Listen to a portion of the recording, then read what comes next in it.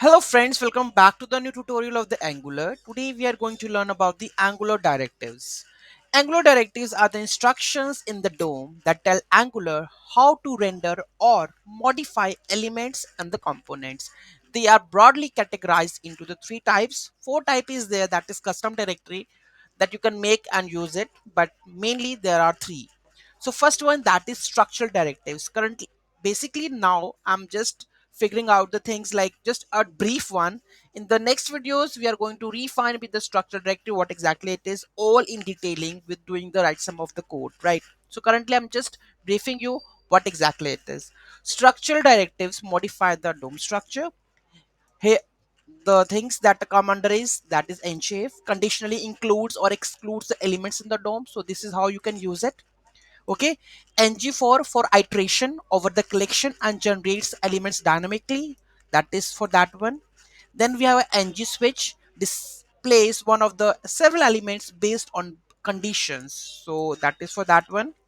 Next, we have the attribute directives, alter the appearance or the behavior of an element.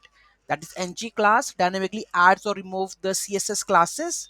Okay, ngStyle dynamically sets inline if you want to add color, error. If the color ngStyle color is error, then red, then green.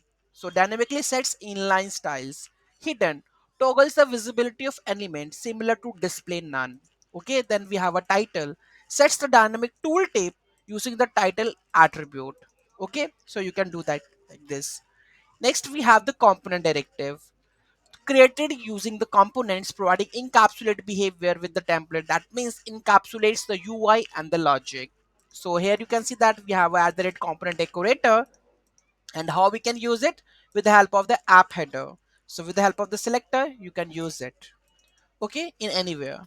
So this is the three basics directives that we can use, that is very important, and we will see how we can use it in the coming videos.